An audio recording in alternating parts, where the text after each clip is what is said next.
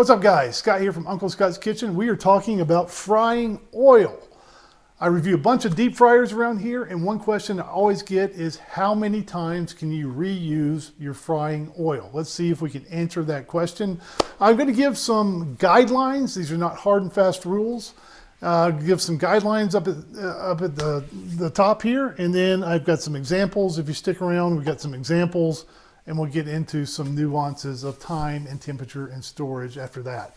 At a high level, if I'm cooking clean foods, and here I'm talking about hand-cut French fries, tater tots, potato chips, maybe donuts, food that is not going to impart a lot of color and particulate matter and flavor to the oil. That's what they mean when they say clean.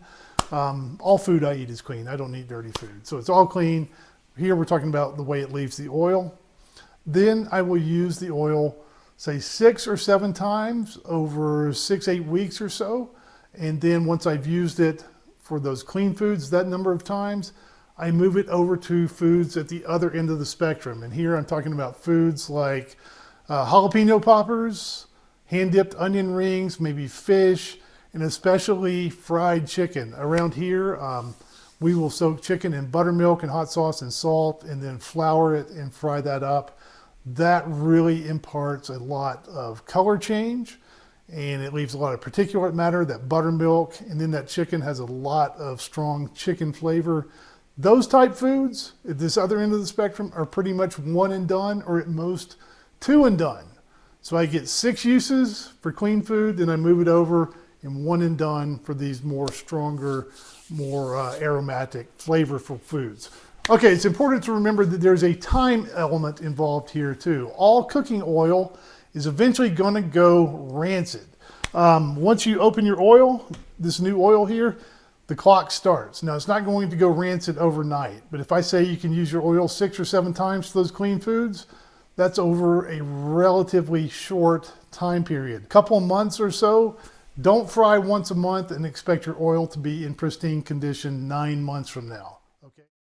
Temperature is also a factor. Now, I use these countertop deep fryers. I've reviewed a bunch of them, and they all top out at about 375 degrees. They've got thermostats, and they kind of keep you out of trouble. They don't let you get the temperature of the oil up to the oil smoking point. If you use a vegetable oil, a canola oil, peanut oil, those are going to have relatively higher smoking points, 425, 450 degrees, maybe even a little bit higher. The thermostats on these deep fryers top out about 375. It keeps people like me out of trouble. I never get the oil up to its smoking point when I use one of these countertop deep fryers. If you're using a Dutch oven with a candy thermometer and you get distracted or what have you, and the temperature of the oil gets up and it starts smoking, A, get that oil off the flame because you're about to start a grease fire and have some big trouble there. But B, that smoking, getting that oil too hot, that really does degrade the quality of the cooking oil, and you'll get fewer uses out of it. Now let's get into a few nuances here. I've got 3 jugs of Wesson oil here. Wesson, not a sponsor, although if you'd like to be, please do get in touch. This one is brand new. This one has been used a few times. You can definitely see some color change here. And you can tell that the volume has gone down. I reused the original containers, so the food has taken some oil along with it. And then this oil here is pretty much done. This is dark. There's not as much of it left, and I've used this at least 7 times. But I'm going to keep using this oil. This oil here is pretty much done. I'm not going to use this again. I'm going to throw this out. Also, storage is important. This unit here, I really like. It has onboard oil storage. In that little hopper there, you can flip a switch and flip this switch, and the oil will drain down through a filter and be stored in this box. If I don't use that fryer, I use the original containers the oil comes in for other fryers. And what you do there is let the oil cool down, let it sit 4 or 5 hours. It'll be cool, and lots of times a lot of the particulate matter will kind of settle down to the bottom. And then I take a filter funnel. This one has different inserts for different levels of particulate matter. And then carefully Pick that oil hopper up and pour that oil, pour the clean, relatively clean oil off the top through a filter funnel back into the original container. And don't be a hero with that last half cup of oil in the bottom that has the sludge in there. Just discard that. But if you just pour that clean oil off the top through the filter funnel, you get pretty good oil that you can reuse several times there. So with food inflation these days, these jugs of oil were about 14 bucks a piece at Sam's Club in the last 2 weeks. You've got to get multiple uses out of your oil. If not, if you're one and done, oil is going to be one of the most expensive ingredients in your meal.